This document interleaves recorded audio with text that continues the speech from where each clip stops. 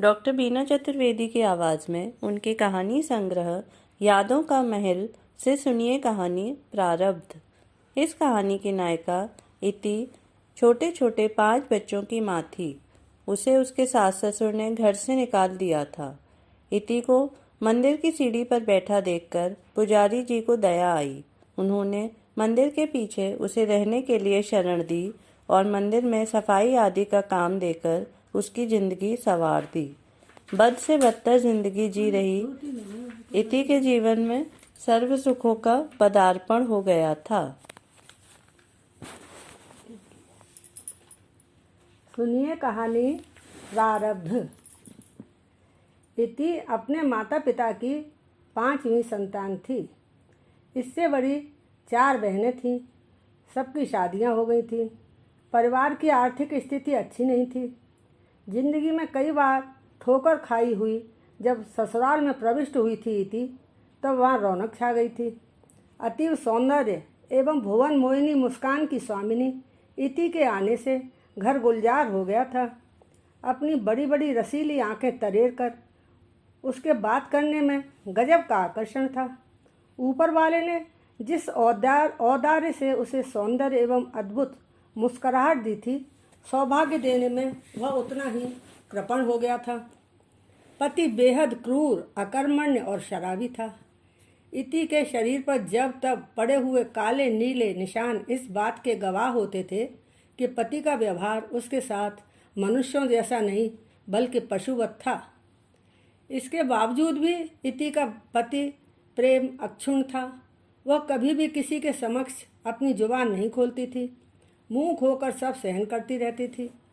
इति के जीवन में प्रतिवर्ष एक के बाद एक बच्चे का पदार्पण हो रहा था।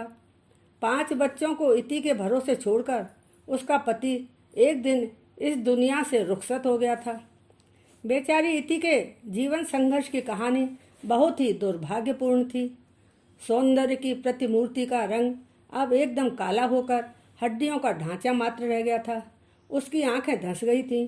गुलाबी होंठ काले पड़ गए थे और खिलखिलाहट न मालूम कहाँ गायब हो गई थी। एक दिन सास ससुर ने उसे घर से निकाल दिया था। दर दर की ठोकरें खाते हुए भूखे प्यासे बच्चों के साथ वह एक मंदिर के बाहर आकर बैठ गई थी।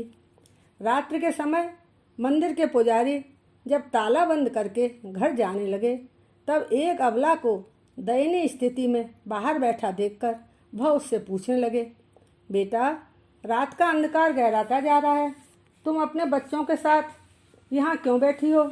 घर वालों से झगड़ा करके आई हो क्या? जीवन में यह सब तो चलता रहता है। अपने घर वापस चली जाओ। इति ने रोते हुए अपनी दर्द भरी दास्तां सुनाई थी।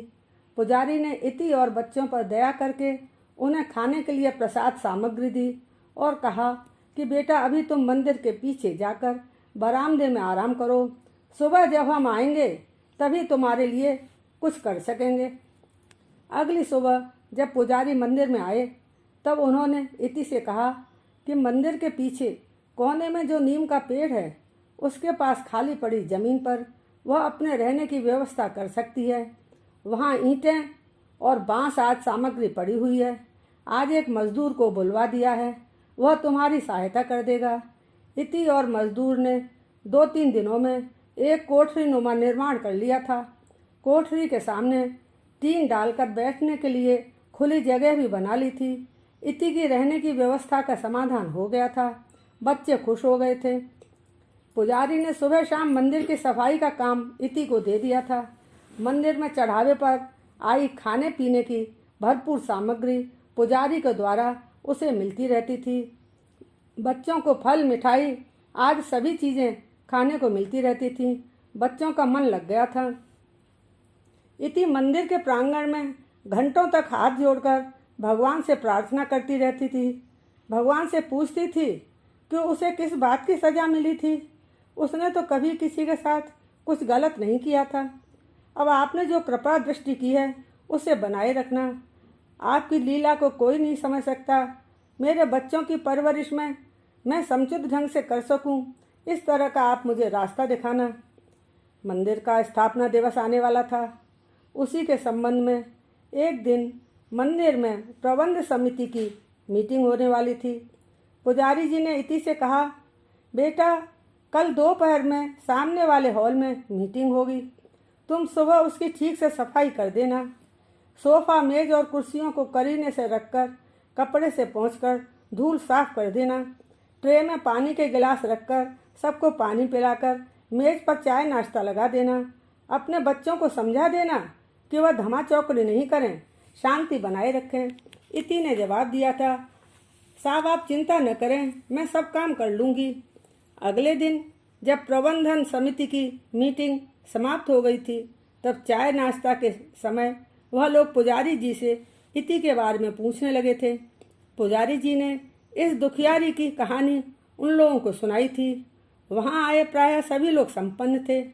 उनमें से एक महानुभाव ने कहा कि वह इति के बड़े बेटे कृष्णा की जिम्मेदारियों को समुचित ढंग से पूरा करना चाहते थे। आज से वह कृष्णा की अपने बेटे के समान परवरिश करते हुए उसे खूब पढ़ाएंगे लिखाएंगे। उसकी सभी आवश्यकताओं को पूरा करते हुए उसे एक जिम्मेदार नौजवान बनाएंगे। एक महानुभाव जो कि शिक्षा जगत के प्रतिष्ठित व्यक्ति, कई स्कूल कॉलेजों के मालिक थे, उन्होंने कहा कि वह इति के सभी बच्चों को अपने स्कूल और कॉलेज की संपूर्ण शिक्षा मुफ्त में देंगे। इसके साथ ही इनकी यूनिफॉर्म, किताब, कापी और सभी चीज़ों की जिम्मेदारी उनके शिक्षण संस्थानों के द्वारा की जाएगी। अगले दिन से ही मंदिर के नज़दीक वाले स्कूल में इति के सब बच्चे पढ़ने जाने लगे थे। पुजारी जी ने इति को समझाते हुए कहा था कि अब वह बच्चों के भविष्य की चिंता से मुक्त हो जाए। जब पुजारी जी ने उसके सिर पर हाथ फेरा तब उन्होंने देखा कि इति की आंखों से अविरल अश्रुधारा प्रवाहित हो रही थी। पुजारी जी कहने लगे, बेटा तुम क्यों रो रही हो? तुमको तो खुश होना चाहिए। भगवान के मंदिर में देर हो सकती है मगर अंधेर नहीं। बेटा ऊपर वाले ने तुम्हारी बहुत कड़ी परीक्षा ली थी, अब ठाकुर जी सब अच्छा ही करेंगे। तुम निश्चिंत होकर और खुश होकर जिंदगी का आनंद लो। इति ने कहा, पुजारी जी सब आपकी मेहरबानी है। आपने मेरे ऊपर इतने उपकार किए हैं कि इस जन्म में तो क्या 7 जन्मों में भी मैं आपके उपकारों के मूल को नहीं चुका पाऊंगी। इंसान के रूप में आप मेरे लिए भगवान से भी कम नहीं हैं। इति के बच्चे स्कूल गए थे। वह एकदम अकेली थी, उसका मन नहीं लग रहा था। वह सोच रही थी कि भगवान की लीला को कोई नहीं समझ सकता। दर दर की ठोकरें खिलाईं और मुझे सही जगह पर पहुंचा दिया। मेरी जिंदगी इतने कष्टों में घिरी हुई थी। उस समय मैंने कल्पना तक नहीं की थी कि एक दिन ऐसा भी आएगा जब भगवान मेरे लिए सुख के दरवाजे खोल देंगे।